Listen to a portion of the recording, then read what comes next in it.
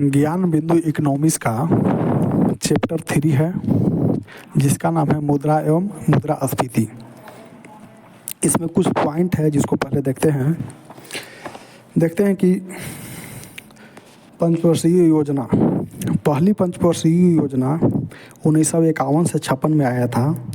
इसकी विशेषता थी कृषि और बिजली। ये हैरोल्ड डोमर मॉडल पर आधारित था। दूसरी पंचवर्षीय योजना 1956 से 61 में आया जिसमें पूर्ण उद्योग का दर्जा का विशेषता था और महालनोबिस मॉडल पर आधारित था द्वितीय पंचवर्षीय योजना। तृतीय पंचवर्षीय योजना 1961 से 66, इसमें खाद का प्राथमिकता दिया गया और जॉन सैंडी के द्वारा लाया गया। चौथी पंचवर्षीय योजना 1969 से 74 में लाया गया। ये कृषि इसका मेन लक्ष्य था और अशोक रुद्र ने ये योजना लाया था। पांचवी पंचवर्षीय योजना 1974 से 79, गरीबी उन्मूलन और आर्थिक आत्मनिर्भरता इसका लक्ष्य था और डीपी धर ने इसके योजना तैयार किए थे। छठी पंचवर्षीय योजना 1980 से 85, कृषि और उद्योग इसका मेन लक्ष्य था। सातवीं पंचवर्षीय योजना 1985 से 90, ऊर्जा और खाद इसका मेन लक्ष्य था। आठवीं पंचवर्षीय योजना 1992 से 97, मानव स्रोत और शिक्षा इसका मेन लक्ष्य था। नौवीं पंचवर्षीय योजना 1997 से 2002, इसका लक्ष्य था सामाजिक न्याय। 10वीं पंचवर्षीय योजना 2002 से 7, इसका मेन लक्ष्य था रोजगार और ऊर्जा। अब देखते हैं अगला पॉइंट। अगला है 11वीं पंचवर्षीय योजना 2007 से 2012 में आया था। समावेशित विकास इसका मेन लक्ष्य था। 12वीं पंचवर्षीय योजना 2012 से 17 में आया था। ये त्वरित इसका मेन लक्ष्य था। कि 13वीं पंचवर्षीय योजना 13वीं पंचवर्षीय योजना नहीं है, 2015 के बाद तो नीति आयोग में कन्वर्ट हो गया था ये। लेकिन 2017 से वो 22 का जो पंचवर्षीय योजना है, इसका चिकित्सा सुविधा और शिक्षा और कृषि व्यापार। चलिए क्वेश्चन 1 पर आते हैं। सबसे पहले तो क्वेश्चन नंबर पहला यही है कि वस्तु विनिमय प्रणाली वह प्रणाली है जिससे वस्तु के बदले वस्तु का ही लेन देन किया जाता है। क्वेश्चन नंबर 2 है कि किसी अर्थव्यवस्था में व्यापारी वर्ग हिसाब की इकाई के रूप में प्रयोग कर सकते हैं केवल मुद्रा का। क्वेश्चन नंबर 2, वस्तु अर्थव्यवस्था की धारणा में वस्तुओं को सेवाओं में बदला जाता है और वस्तु विनिमय प्रणाली प्रचलन में होती है। क्वेश्चन नंबर 4, निम्नलिखित में से कौन सी मुद्रा की पर्याप्त परिभाषा क्या है? तो मुद्रा की परिभाषा है कोई भी वस्तु जो समान रूप से वस्तुओं और सेवाओं के विनिमय के रूप में स्वीकार किया जाता है। क्वेश्चन नंबर 5 है वस्तु विनिमय प्रणाली की निम्नलिखित में से कौन सी कठिनाई नहीं है? तो देखते हैं कि वस्तु विनिमय प्रणाली की कौन कौन कठिनाई है। तो पहला कठिनाई है कि आवश्यकताओं को दोहरा संयोजन। दूसरा वस्तु विनिमय के परेशानी है कि स्थगित भुगतान प्रणाली का अभाव। तीसरा है स्थगित भुगतान प्रणाली का अभाव। चलिए क्वेश्चन नंबर 6 देखते हैं। किसी देश की मुद्रा की कुल मात्रा में शामिल होता है। करेंसी और बैंक जमा दोनों किसी देश की मुद्रा के कुल मात्रा में शामिल होता है। क्वेश्चन नंबर 7 है कि मुद्रा के लिए अपना कार्य करने से पहले निम्नलिखित में से कौन सा गुण आवश्यक है? तो स्वीकृति आवश्यक है। क्वेश्चन नंबर 8 है वस्तु विनिमय प्रणाली का मुख्य कठिनाई क्या थी? तो वस्तु विनिमय प्रणाली का मुख्य कठिनाई मूल्य मापन की कठिनाई थी और आवश्यकताओं के दोहरे संयोजन का अभाव था। क्वेश्चन नंबर 9 है कि मुद्रा का प्राचीनतम रूप क्या है? वस्तु मुद्रा। क्वेश्चन नंबर 10, किसी धातु का मुद्रा के रूप में सर्वाधिक प्रयोग होता है? चांदी और सोना का। क्वेश्चन नंबर 11 है कि मुद्रा का प्राथमिक कार्य क्या है? विनिमय का माध्यम है मुद्रा। क्वेश्चन नंबर 12 है कि बचत को प्रभावित करने का प्रमुख तत्व क्या है? तो बचत को प्रभावित करने वाला प्रमुख तत्व है बचत करने की इच्छा, बचत करने की क्षमता और बचत करने की सुविधाएं। क्वेश्चन नंबर 13 है कि निम्नलिखित में से मुद्रा का प्राथमिक कार्य क्या है? तो मूल्य का मापदंड करना मुद्रा का प्राथमिक कार्य है। क्वेश्चन नंबर 14 है कि केंद्रीय बैंक द्वारा कौन सी मुद्रा जारी की जाती है? तो चलन मुद्रा जारी किया जाता है। निम्नलिखित में से कौन सी निकट मुद्रा है? विनिमय पत्र निकट मुद्रा है, ट्रेजरी बिल निकट मुद्रा है, समय जमा यानी कि एफडी निकट मुद्रा है। क्वेश्चन नंबर 16 है कि किसने कहा मुद्रा वह है जो मुद्रा का कार्य करे? तो हार्टले विदर्स ने कहा कि मुद्रा वह है जो मुद्रा का कार्य करे। क्वेश्चन नंबर 17 है कि पूर्ण कार्य मुद्रा का वह मुद्रा है जिसमें सिक्के पर अंकित मूल्य और उसमें लगी धातु का मूल्य बराबर है। क्वेश्चन नंबर 18 की निम्नलिखित में से मुद्रा का गौण कार्य कौन सा नहीं है? तो देखते हैं कि मुद्रा का गौण कार्य कौन कौन है। स्थगित भुगतान का मान और मूल्य का संचालन और मूल्य का हस्तांतरण। क्वेश्चन नंबर 19 है कि साख मुद्रा वह मुद्रा है जिसमें मौद्रिक मूल्य वस्तु मूल्य से अधिक होता है। क्वेश्चन नंबर 20 है प्रतिनिधि सांकेतिक मुद्रा वह मुद्रा है जिसमें मुद्रा पर अंकित मूल्य तथा वास्तविक मूल्य बराबर नहीं होते हैं।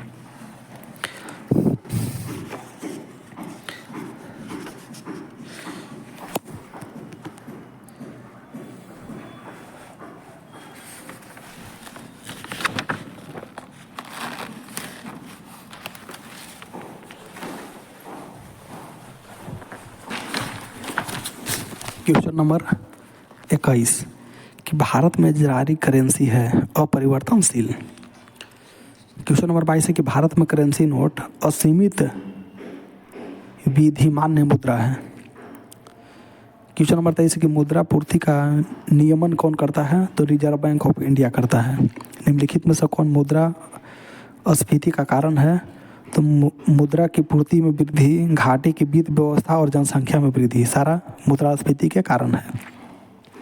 क्वेश्चन नंबर 25 है कि मुद्रा वह धुरी है जिसके चारों ओर अर्थ विज्ञान घूमता है, यह किस अर्थशास्त्री का कथन है? तो मार्शल का कथन है। क्वेश्चन नंबर 26 है कि निम्नलिखित में किस मुद्रा की वहनीयता अधिक होता है?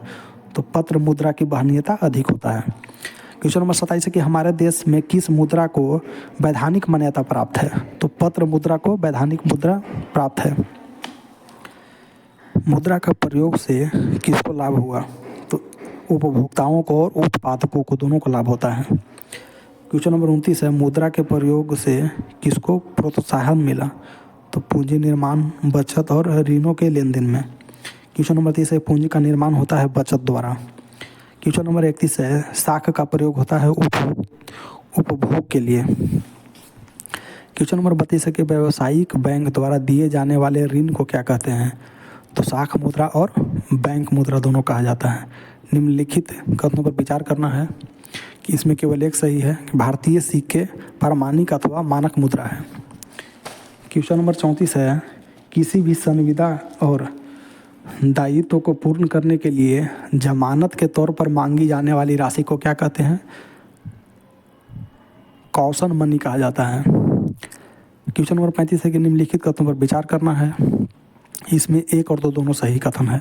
पहला कथन है कि 1 अप्रैल 1957 को चौका प्रणाली के स्थान पर दशमिक मुद्रा प्रणाली अपनाई गई। स्टेटमेंट 2 है कि चौका प्रणाली के तहत सिक्के 4 के गुणक में होते थे जबकि दशमिक प्रणाली में सिक्के को 10 के गुणक में पेश किया गया है। निम्नलिखित में से कौन सा एक कथन वैध मुद्रा यानी कि लीगल टेंडर मनी के अर्थ को सही वर्णित करता है? तो वह मुद्रा जो कोई ऋण दाता को अपने दावों को निपटाने में स्वीकृति करने के लिए बाध्य होता है। क्वेश्चन नंबर 37 के निम्नलिखित में से किस अर्थशास्त्री ने 1929-30 में के महान मंदी को सुधारने के लिए राजकोषीय नीति के उपाय का उपयोग किया? तो प्रोफेसर किन्स। क्वेश्चन नंबर 38 है कि मुद्रास्फीति का कारण क्या है? तो पहला तो कारण है कि वस्तुओं का मूल्य बढ़ जाना, दूसरा कारण है कि मुद्रा का मूल्य गिरता है, तो इसी को मुद्रास्फीति कहते हैं। क्वेश्चन नंबर 39 है द्रव्य की पूर्ति यथावत रहने पर यदि द्रव्य की मांग में वृद्धि होता है तो ब्याज की दर में वृद्धि आ जाएगी। क्वेश्चन नंबर 40 है कि फिलिप्स वक्र किसके मध्य संबंध को व्यक्त करता है?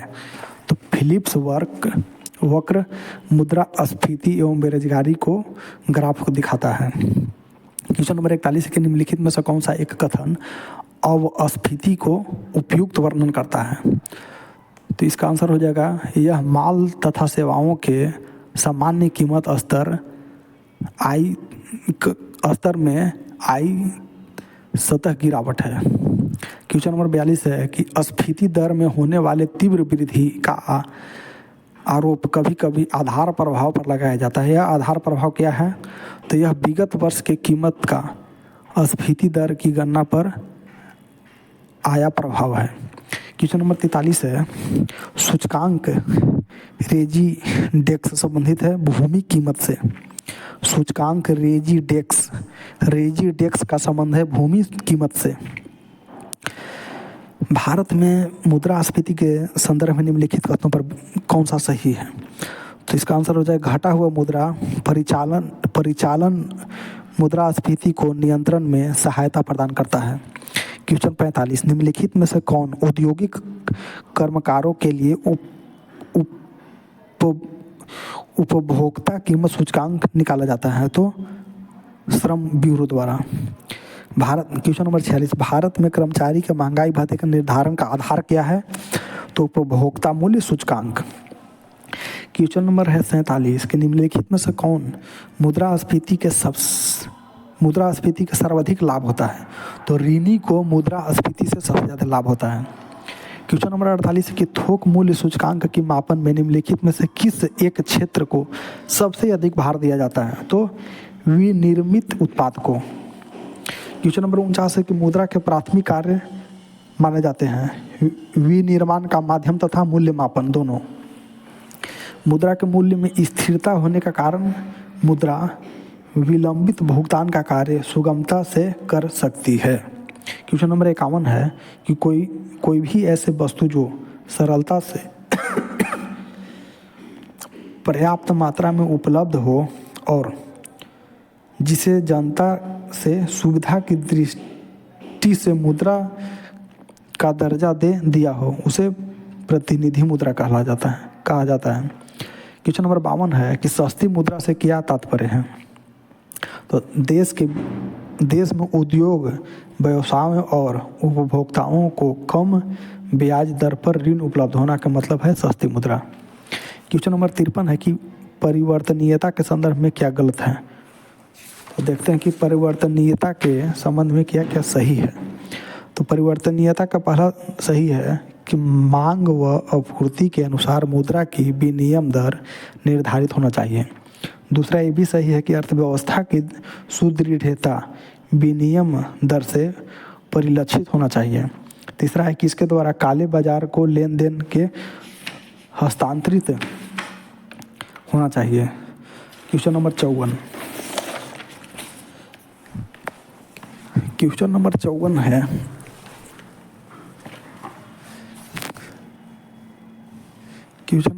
कि भारत के विदेशी मुद्रा आरक्षित निधि में निम्नलिखित में से कौन एक मद समूह सम्मिलित है? तो विदेशी मुद्रा परिसंपत्ति भारतीय रिजर्व बैंक द्वारा धारित स्वर्ण तथा विशेष आहरण अधिकार। क्वेश्चन नंबर 55 है जो मुद्रा प्रधान मुद्रा की सहायक होती है सीमित अधिग्राह्य होती है, जिसका टंकन सीमित होता है और जिसका धात्विक मूल्य घोषित मूल्य से कम होता है, उसे सांकेतिक मुद्रा कहा जाता है। क्वेश्चन नंबर 56 है कि मुद्रा के अंतर्गत शामिल किया जाता है।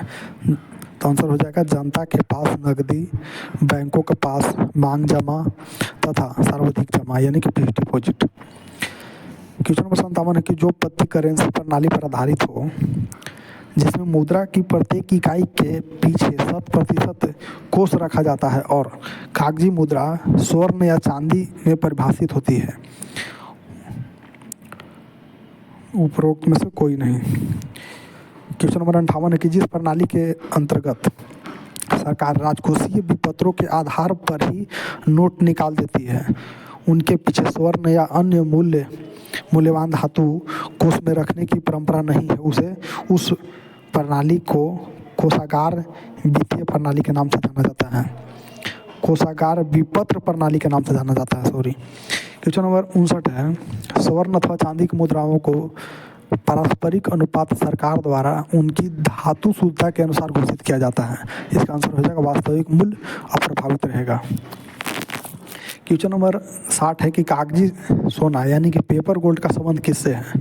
तो पेपर गोल्ड का संबंध अंतर्राष्ट्रीय मुद्रा कोष के विशेष आहरण अधिकार से है। क्वेश्चन नंबर 61 है द्विघातुमान के अंतर्गत है ग्रेशम का नियम लागू होता है मुद्रा के प्रचलन से। क्वेश्चन नंबर 62 है वह मुद्रा जिसे सरकार द्वारा वैधानिक रूप से ग्राह्य घोषित किया गया हो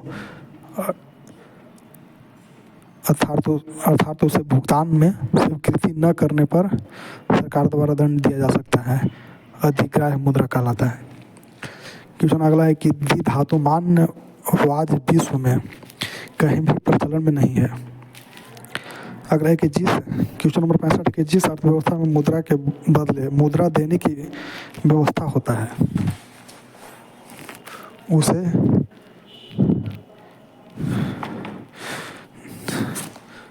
एवं स्वर्ण एवं चांदी कोष में रखने की कोई प्रावधान नहीं होता है, उसे वह व्यवस्था केवल मुद्रा विनियमन या वलन विनियमन रह जाती है।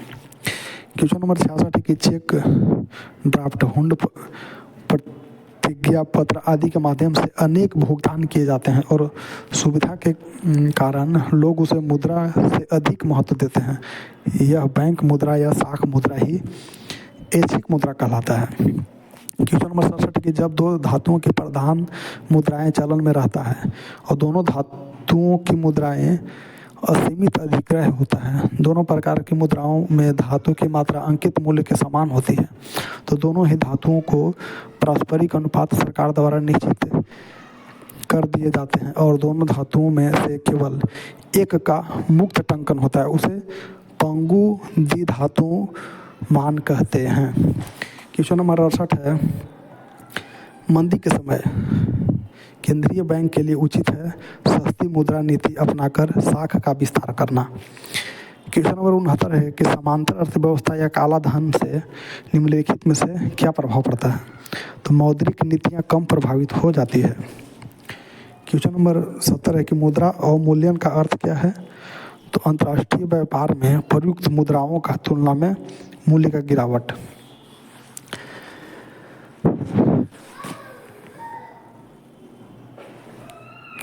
क्वेश्चन नंबर है 71 रुपए के अवमूल्यन का संकल्पित लक्ष्य क्या है? निर्यात को बढ़ावा देना। क्वेश्चन नंबर 72 1 2 3 4 सारा सही इसमें सही है। मुद्रामान के मतलब होता है मुद्रामान। इस व्यवस्था में मुद्रा का कोष मुद्रा निर्गमन संबंधी नामक तथा सांकेतिक मुद्रा निकालने संबंधी नियम एवं क्रियाएं आदि सम्मिलित किए जाते हैं मुद्रामान में। मूल्यमान का मतलब क्या होता है? वह मूल्य जिसमें अन्य सब वस्तुओं के मूल्य मापे जाते हैं उसे, जैसे रुपया, डॉलर, मार्क आदि। अच्छी मुद्रा का मतलब होता है जिससे सर्व मान्यता, अविनाशता, वहनीयता, एकरूपता आदि के गुण का समावेश हो। वास्तविक मुद्रा किसी देश में चलने वाली मुद्रा का भौतिक रूप। 73 नंबर क्वेश्चन के सब सही है। 7वीं 6ठी शताब्दी ईसा पूर्व के बीच जारी सिक्के को पंच मावर्ड सिक्के कहा जाता है। दूसरा स्टेटमेंट है कि भारत में मुगलों के शासन काल में एकीकृत एवं सुसंगठित मौद्रिक प्रणाली की शुरुआत हुई, ये भी सही है। शेर शाह सूरी ने 1540 से 45 के बीच चांदी के रुपए की शुरुआत की, भी सही है। ब्रिटिश साम्राज्य के अंतर्गत 1867 ईस्वी में पहली बार महारानी विक्टोरिया के चित्र की श्रृंखला वाले बैंक नोट जारी किया गया, ये भी सही है। क्वेश्चन नंबर 74 है कि भारत में रुपए का संबंध में निम्नलिखित कथनों पर विचार करना है।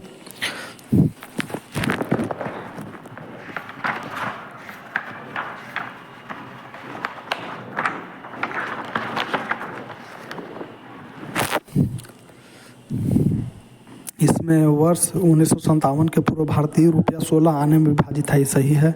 महात्मा गांधी के चित्र वाले कागजी नोट की श्रृंखला की शुरुआत वर्ष 1996 से हुई है, ये भी सही है। और इसमें वर्ष 1935 में बैंक नोट के मुद्रण का दायित्व भारतीय रिजर्व बैंक को प्राप्त हो गया, ये भी सही है। क्वेश्चन नंबर 75 देखते हैं क्या है। 75 के भारतीय रुपए के संदर्भ में निम्नलिखित कथनों पर विचार करना है, तो इसमें सब सही है। भारतीय रुपए पर 15 भारतीय भाषाओं में उसका मूल्य मुद्रित होता है, भी सही है। दूसरा, रुपए के प्रतीक चिन्ह रुपया का अनुमोदित केंद्रीय मंत्रिमंडल ने 15 जुलाई 2010 को प्रदान किया, सही है। रुपए के प्रतीक चिन्ह रुपया के रचना डॉक्टर उदय कुमार ने किया, ये भी सही है। चौथा है कि भारत, श्रीलंका, भूटान, नेपाल, पाकिस्तान, मॉरिशस, मालदीव और इंडोनेशिया की मुद्रा को रुपया कहा जाता है। क्वेश्चन नंबर 76 है कि भारत में सर्वप्रथम मौद्रिक इकाइयों का उल्लेख कब प्राप्त हुआ, तो 2500 से 1750 ईस्वी पूर्व के बीच में हुआ। क्वेश्चन नंबर 77 कि भारत में मुद्रा की M3 के संबंध में निम्नलिखित कथनों पर विचार करना है, तो इसमें सही सभी है। जनता के पास नकदी, बैंक के पास मांग अपेक्षा, बैंकों के पास सर्वाधिक निक्षेप और रिजर्व बैंक के पास अन्य निक्षेप। क्वेश्चन नंबर 78 के निम्नलिखित कथनों पर विचार करना है, इसमें सब सही है। पहला है जनता के पास मुद्रा, बैंकों के पास नकदी, बैंकों में FD, डाकघर में FD। उपरोक्त मद में से किन्हें भारत के आरक्षित मुद्रा के रूप में सम्मिलित किया जा सकता है, जो पढ़े हैं सारा इसका आंसर सही है। क्वेश्चन नंबर 79 की किसी वस्तु की कीमत में वृद्धि से क्या अभिप्राय है, तो केवल मुद्रा के मूल्य में गिरावट। क्वेश्चन नंबर 80 है कि भारतीय रिजर्व बैंक मुद्रा आपूर्ति को M1, M2, M3, M4 में बांटता है। M1 के अंतर्गत निम्नलिखित में से कौन आता है, तो 1, 2, 3 आता है। बैंक की मांग जमा, करेंसी नोट और सिक्के, रिजर्व बैंक के अन्य जमाएं। क्वेश्चन नंबर 81 है कि भारत में निम्नलिखित में से किसके योग से सुलभ मुद्रा बनती है, तो जनता के पास करेंसी से और जनता की मांग जमा राशि से सुलभ मुद्रा बनता है। क्वेश्चन नंबर 82 है कि किसी भी देश द्वारा मुद्रा के अवमूल्यन का तात्पर्य क्या है, तो मुद्रा के अवमूल्यन का तात्पर्य है आयात प्रतिस्थापन को प्रोत्साहन देना, दूसरा है निर्यात को विस्तार करना, और एक और है व्यापार घाटे को संतुलन में लाना। ये सब किसी भी देश द्वारा मुद्रा के अवमूल्यन का तात्पर्य यही है। क्वेश्चन नंबर 83 है कि रुपए की परिवर्तनशीलता से क्या तात्पर्य है, तो रुपए के परिवर्तनशीलता का मतलब है रुपए के नोट के बदले सोना प्राप्त कर सकना। अगला क्वेश्चन है आपका कि निम्नलिखित में से कौन सा कथन सही है, तो इसका केवल एक स्टेटमेंट सही है, उसका है मतलब उच्च समृद्धि मुद्रास्फीति की ओर ले जाएगी। क्वेश्चन नंबर 85 की निम्नलिखित कथनों पर विचार करना है, इसमें केवल एक सही है, मुद्रास्फीति ऋणियों को लाभ पहुंचाता है। क्वेश्चन नंबर 86 की भारत में विदेशी मुद्रा में शामिल है, तो 1, 2, 3 शामिल है, स्वर्ण भी शामिल है, विदेशी मुद्रा शामिल है, और तीसरा में SDR शामिल है। क्वेश्चन नंबर 87 है कि काली मुद्रा क्या है, यह अवैध आय है जिस पर आयकर नहीं दिया जाता, इसी को ब्लैक मनी या काली मुद्रा कहा जाता है। मुद्रास्फीति के शून्य दर उस वर्ष में अवश्य मानी जाती है तब जब वर्ष के प्रत्येक सप्ताह में मुद्रास्फीति की वार्षिक दर शून्य रहे। क्वेश्चन नंबर 89 है कि भारत में मुद्रास्फीति दर की माप किस आधार पर की जाती है, तो थोक मूल्य सूचकांक के आधार पर मुद्रास्फीति की मांग की जाती है। 90 नंबर क्वेश्चन के निम्नलिखित कीमत सूचकांकों में से केंद्र सरकार के कर्मचारियों की मजदूरी की क्षतिपूर्ति है तो किसका प्रयोग किया जाता है, तो औद्योगिक कर्मियों के लिए उपभोक्ता कीमत सूचकांक। क्वेश्चन नंबर 91 है किसे प्लास्टिक मनी कहा जाता है, तो क्रेडिट कार्ड को प्लास्टिक मनी कहा जाता है। क्वेश्चन नंबर 92 स्मार्ट मनी शब्द का प्रयोग होता है, इंटरनेट बैंकिंग के लिए स्मार्ट मनी शब्द का प्रयोग होता है। क्वेश्चन नंबर 93 है, 93 गलत क्वेश्चन है, 94 देखते हैं। 94 1, 2 दोनों में से कोई सही नहीं है। 95 देखते हैं, मुद्रा भारत में 95 भी सही नहीं है। क्वेश्चन नंबर 96 देखते हैं,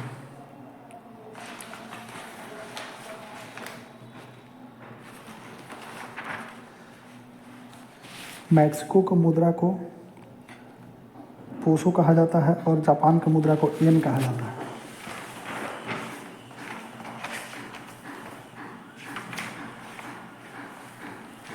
क्वेश्चन नंबर 97 है। क्वेश्चन नंबर 97 है कि मुद्रा प्रसार के बारे में जो असत्य है उसे चिन्हित करना है। तो देखते हैं कि मुद्रा प्रसार के लिए क्या क्या सत्य है। मुद्रा प्रसार इंगित करता है वह वस्तु की कीमत में वृद्धि बिंदु से बिंदु आधार पर। दूसरा ये भी सही है कि भारत में मुद्रा प्रसार की दर की गणना थोक कीमत सूचकांक के आधार पर किया जाता है, ये सही है। और ये भी सही है कि मुद्रा प्रसार के माप के लिए कुछ वस्तुओं की खुदरा कीमत को भी ध्यान में रखा जाता है। क्वेश्चन नंबर 98 की मुद्रा आपूर्ति की दरें किस सूचकांक पर आधारित होता है? तो थोक मूल्य सूचकांक पर आधारित होता है मुद्रास्फीति की दर। 99 नंबर क्वेश्चन की मुद्रा स्वयं मुद्रा का निर्माण करती है। यह परिभाषा दिया था क्राउथर ने परिभाषा दिया था कि मुद्रा स्वयं मुद्रा का निर्माण करती है। क्वेश्चन नंबर 100 है कि ग्रेसम का नियम निम्नलिखित में से किससे संबंधित है? तो मुद्रा के प्रचलन से संबंधित है ग्रेसम का नियम। क्वेश्चन 101 है, ऐसे विदेशी मुद्रा जिसमें शीघ्र पलायन कर जाने की प्रवृत्ति होता है उसे गर्म मुद्रा कहा जाता है, हॉट मनी कहा जाता है। हवाला का क्या मतलब होता है? विदेशी मुद्रा का अवैध कारोबार को हवाला कहा जाता है। हार्ड करेंसी तात्पर्य है वह मुद्रा जिसका आपूर्ति मांग की अपेक्षा कम हो, उसे हार्ड करेंसी कहा जाता है। क्वेश्चन नंबर 104 है कि सॉफ्ट करेंसी के क्या मतलब है? सॉफ्ट करेंसी का मतलब होता है वह मुद्रा जिसका आपूर्ति मांग की अपेक्षा अधिक हो।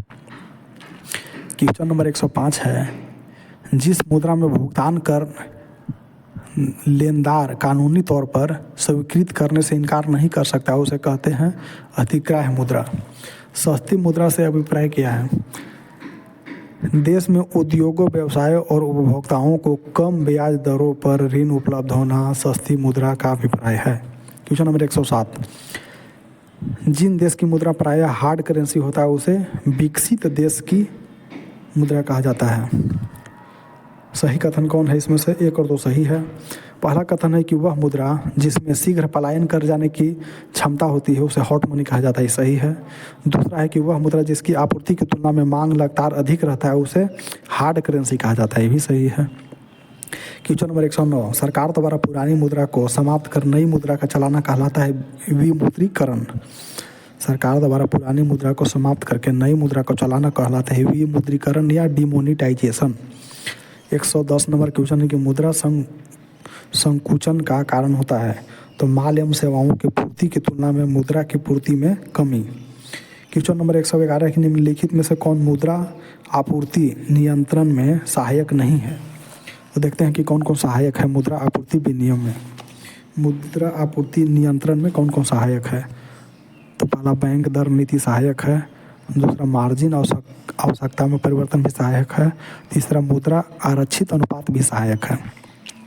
क्वेश्चन नंबर 112 है कि वह अवस्था जिसमें मुद्रा का मूल्य गिर जाता है और कीमत बढ़ जाती है कहलाते हैं मुद्रास्फीति। क्वेश्चन नंबर 13 है कि अर्थव्यवस्था की वैसी स्थिति जिसमें मुद्रास्फीति के साथ मंदी की स्थिति होती है उसे स्टैगफ्लेशन कहते हैं।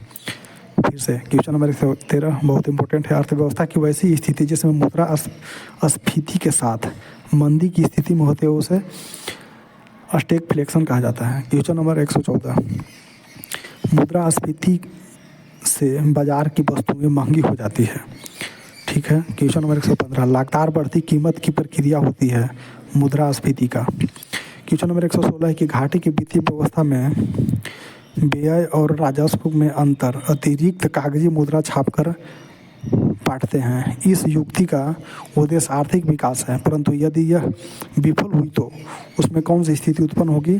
तो मुद्रास्फीति उत्पन्न होगी।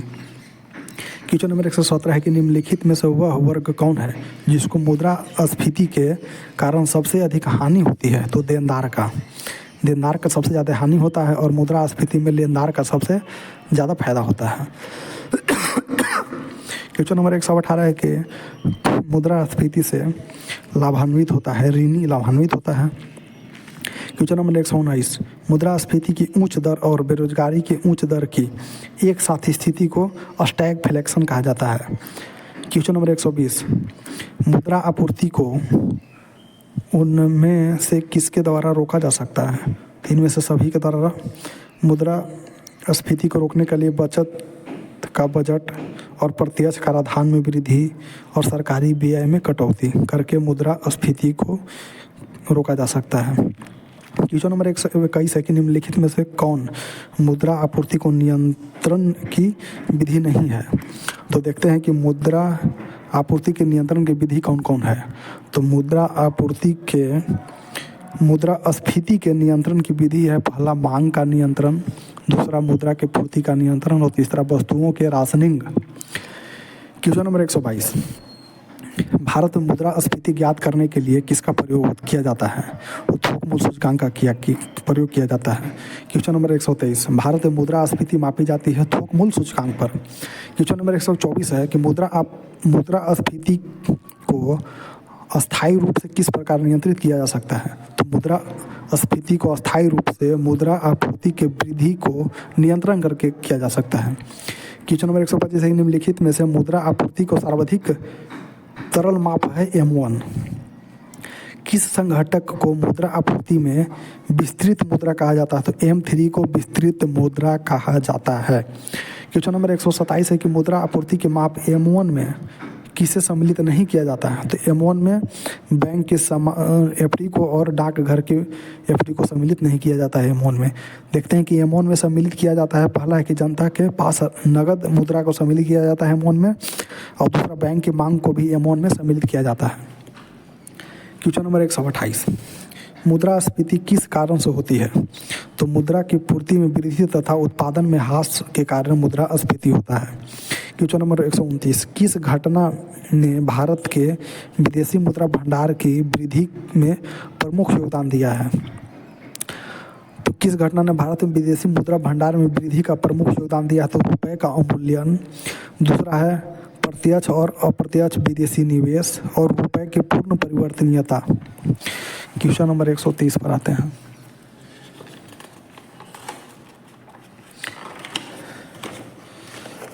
क्वेश्चन नंबर 130 है कि देश के विदेशी मुद्रा भंडार में किस घटक को सम्मिलित किया जाता है। तो RBI के विदेशी मुद्रा परिसंपत्तियां और RBI के स्वर्ण भंडार और रुपए की पूर्ण परिवर्तनीयता देश के विदेशी मुद्रा भंडार के घटक में सम्मिलित किया जाता है। क्वेश्चन नंबर 131, भारतीय मुद्रा रुपया का आधिकारिक विनिमय दर संबंधित है चुनी हुई विदेशी मुद्राओं के समूह से। क्वेश्चन नंबर 132 है कि भारत में सर्वप्रथम पत्र मुद्रा का चालन कब प्रारंभ हुआ था। तो भारत में सर्वप्रथम पत्र मुद्रा का चालन 1806 में हुआ था। क्वेश्चन नंबर 133 है कि निम्नलिखित में से कौन सा कथन सही है। तो पहला स्टेटमेंट सही है कि अवमूल्यन से विदेशी बाजार में निर्यात सस्ता हो जाता है, ये भी सही है। दूसरा है कि अवमूल्यन से घरेलू बाजार में आयात महंगा हो जाता है, ये भी सही है। क्वेश्चन नंबर 134, अवमूल्यन का उद्देश्य क्या है। निर्यात को प्रोत्साहित करना अवमूल्यन का उद्देश्य है। क्वेश्चन नंबर 135 है कि अब तक भारतीय रुपए का कितनी बार अवमूल्यन किया जा चुका है। तो 3 बार भारतीय रुपए का अब तक अवमूल्यन किया जा चुका है।